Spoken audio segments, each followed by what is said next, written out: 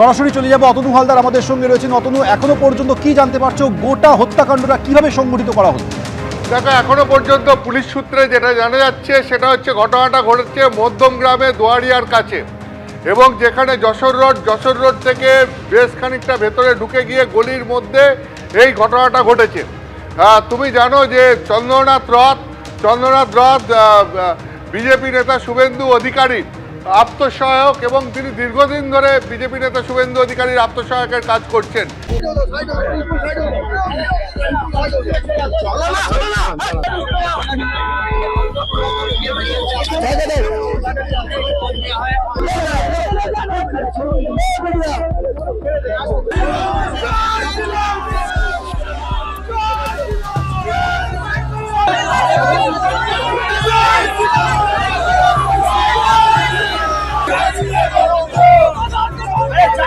মৃত্যু সুনিশ্চিত করার জন্যই কিন্তু এত রাউন্ড গুলি চালানো হয়, এবং যে গুলি যখন চালানো হয় একাধিক জায়গা শরীরে তার আঘাত লাগে, বেশি রক্তক্ষরণ, যার ফলে মৃত্যু হয়।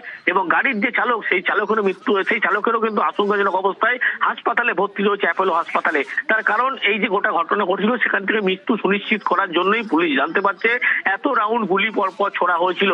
ভয় দেখানোর উদ্দেশ্য থাকলে কিন্তু 2 থেকে 3 রাউন্ড গুলি করতে পারতো, কিন্তু পয়েন্ট ব্ল্যাঙ্ক রেঞ্জ থেকে 15 থেকে 16 রাউন্ড যখন গুলি করছে, মৃত্যু সুনিশ্চিত করার জন্য যে গুলি করা হয়েছিল। এবং এয়ারপোর্ট এলাকা থেকে যখন তিনি যান, গোটা এলাকা রেকি করার পরবর্তী ক্ষেত্রে যেখানে আগে থেকে রেকি করা ছিল।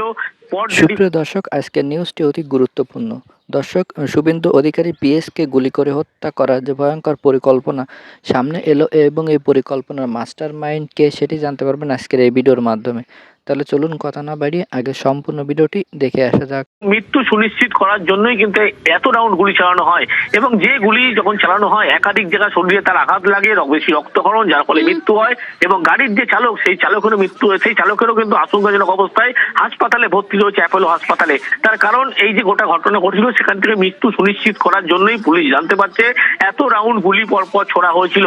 ভয় দেখানোর উদ্দেশ্য থাকলে কিন্তু 2 থেকে 3 রাউন্ড গুলি করতে পারতো, কিন্তু পয়েন্ট ব্ল্যাঙ্ক রেঞ্জ থেকে 15 থেকে 16 রাউন্ড যখন গুলি করছে, মৃত্যু সুনিশ্চিত করার জন্য যে গুলি করা হয়েছিল। এবং এয়ারপোর্ট এলাকা থেকে যখন তিনি যান, গোটা এলাকা রেকি করার পরবর্তী ক্ষেত্রে যেখানে আগে থেকে রেকি করা ছিল, স্পট রেডি করা ছিল, সেখানেই কিন্তু গোটা ঘটনা ঘটেছিল, এমনটা পুলিশ জানতে পারছে। এবং সুপরিকল্পিতভাবেই এই খুনের ঘটনা ঘটানো হয়েছে, এবং এই খুনের পিছনে যে গোটা ঘটনা ঘটেছিল আগে থেকেই কিন্তু গোটা এলাকা রেকি করা হয়েছিল।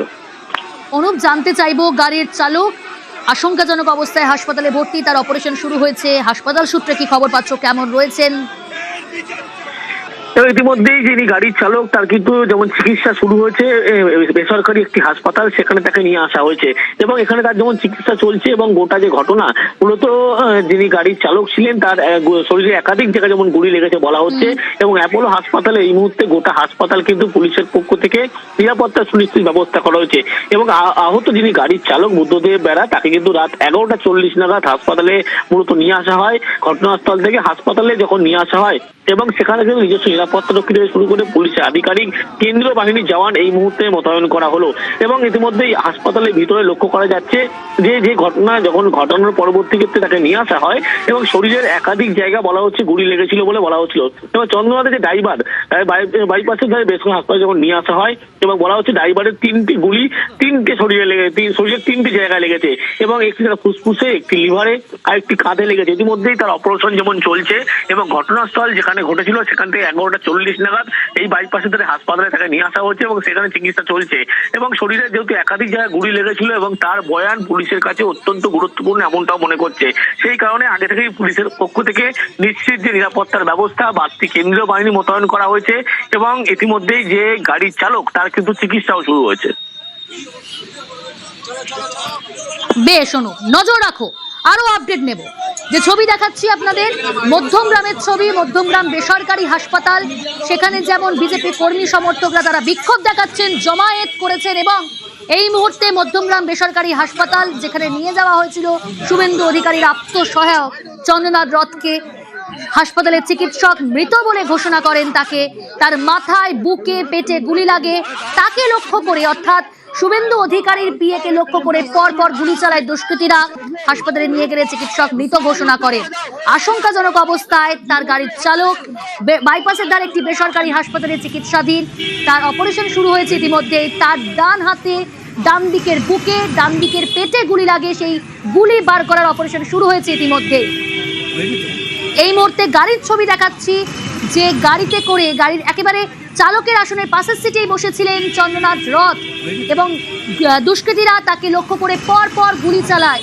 সেই গাড়ির ছবি তুলে ধরছি আপনাদের সামনে। জিয়াউল রয়েছে আমার সঙ্গে টেলিফোন লাইনে। জিয়াউল, সেই গাড়ির ছবি দেখাচ্ছি, একেবারে সামনে থেকে পয়েন্ট ব্ল্যাঙ্ক রেঞ্জ থেকে গুলি চালিয়েছে দুষ্কৃতীরা, একদম স্পষ্ট ছবিতে, এবং তাকেই যে লক্ষ্য করে পরপর গুলি চালানো হয় সেই ছবিটাও উঠে আসছে।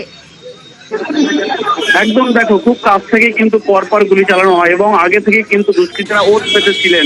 অর্থাৎ একদিকে যখন অর্থাৎ 4 চাকা গাড়িতে করে এই গাড়ি ধাওয়া করেছিল এবং ওভারটেক করে যখন এই দুমারিয়া জায়গায় তার সিগন্যালে তার গাড়ি আটকায় এবং সেখান থেকে পরপর গুলি চালায়। অর্থাৎ কোনো রকম ভাবে অর্থাৎ এই যে শুভেন্দু আত্মসাহ, তিনি কিন্তু কোনো রকম ভাবে প্রাণে বাঁচার জন্য অর্থাৎ তিনি যে পালিয়ে যাবেন সেই রাস্তাও কিন্তু রাখেনি।